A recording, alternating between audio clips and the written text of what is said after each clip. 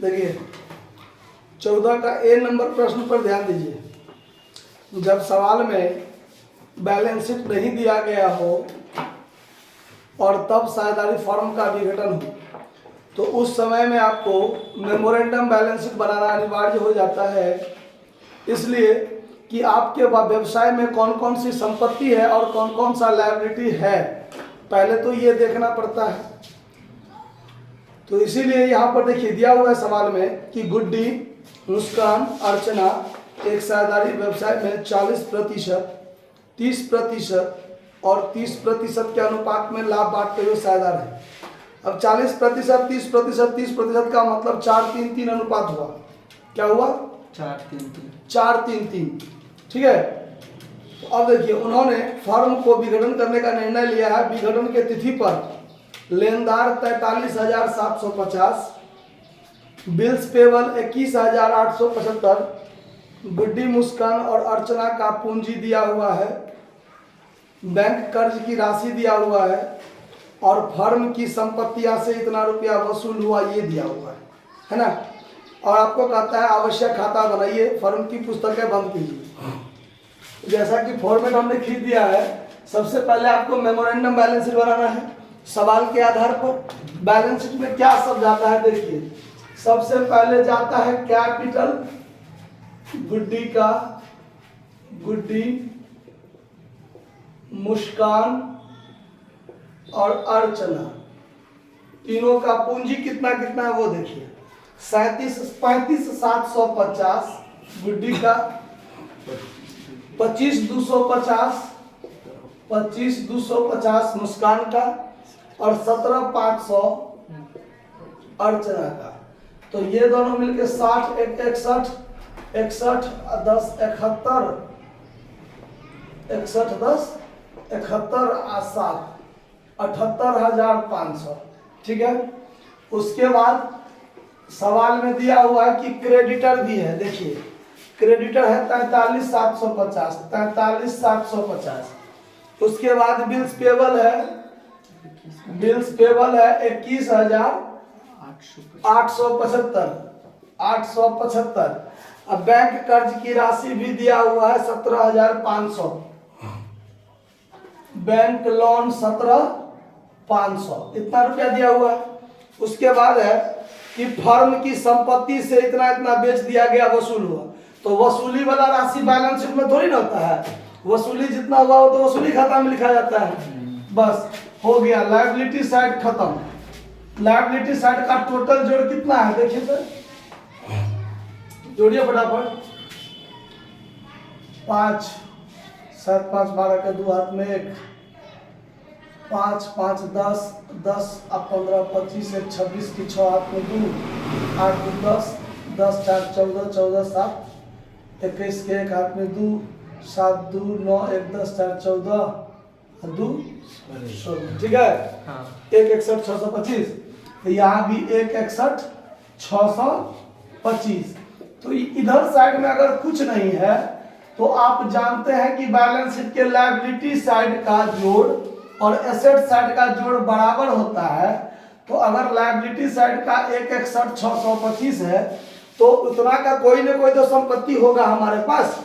अगर liability side में इतना इतना पूंजी लगाया, ये कर्जा सबके लेके लिया है, तो कोई ना कोई तो 1,61,625 का संपत्ति होगा, चाहे जो हो। अब संपत्ति का नाम नहीं है तो पूरा का पूरा क्या मान लेंगे, संपत्ति, सन्ड्री एसेट्स। अब इस बैलेंस शीट से हम बनाएंगे रियलाइजेशन अकाउंट। तो यहां पर हम सबसे पहले क्या लिखेंगे, बाय टू सन्ड्री एसेट्स, कितना 1,61,625, ये आपका संपत्ति हो गया। Bye sundry liabilities, bye sundry liabilities, इसमें आपको दिया हुआ है कि आपका क्रेडिटर है कितना का 43,750, बिल्स पेबल है 21,875 और बैंक लोन, जोड़िए तीनों को, बैंक लोन कितना का है 17,500।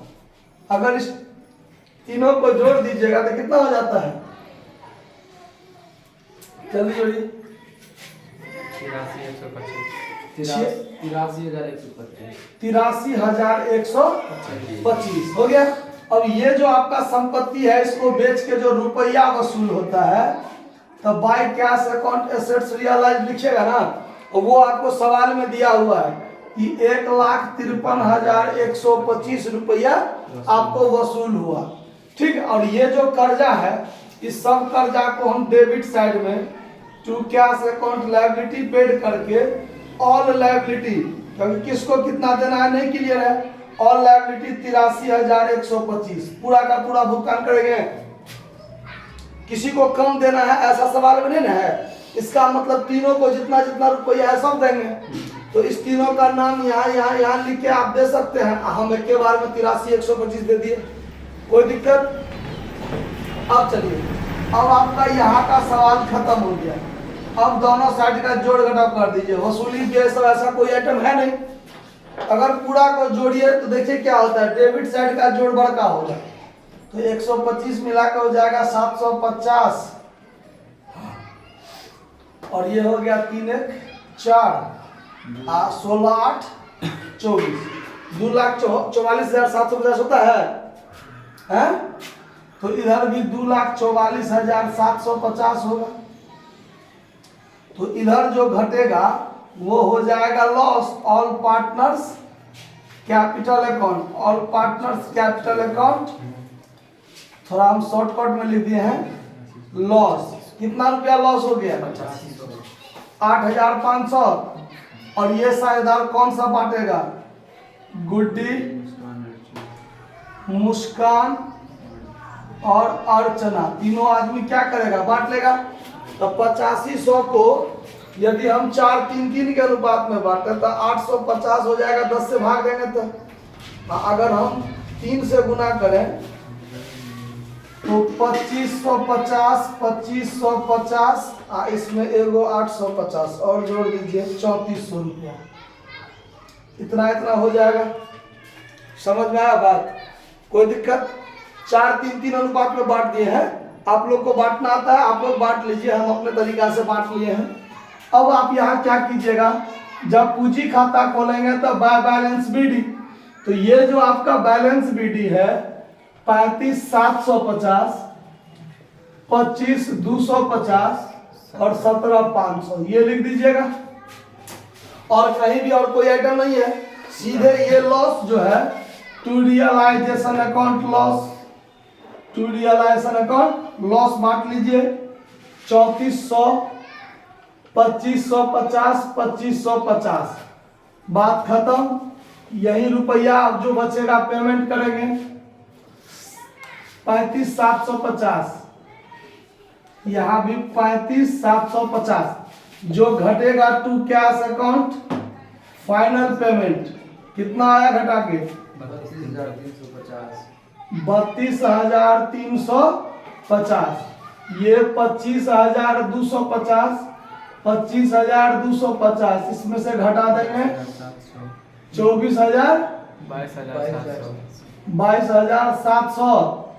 चलिए फिर यहाँ 17,500, 17,500 में से इसको घटाइए 14,950, बात खत्म।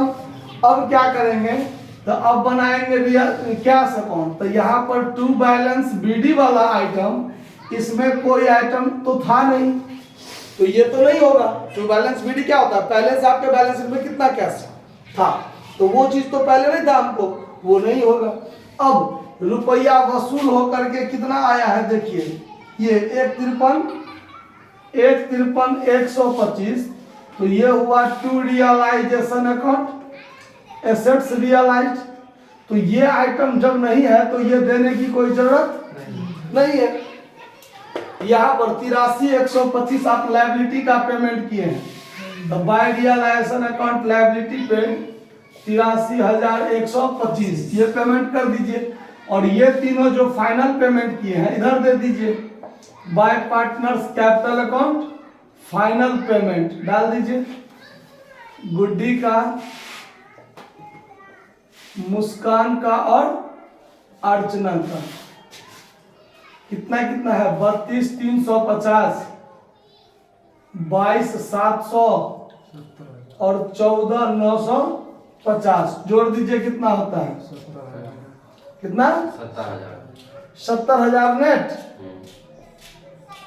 तो ये जोड़ के 1,53,125, तो इधर भी जोड़िएगा तो 1,53,125 हो जाएगा। सवाल बनकर तैयार है, किसी को कोई दिक्कत नहीं ना, किसी पॉइंट में नोट कर लीजिए।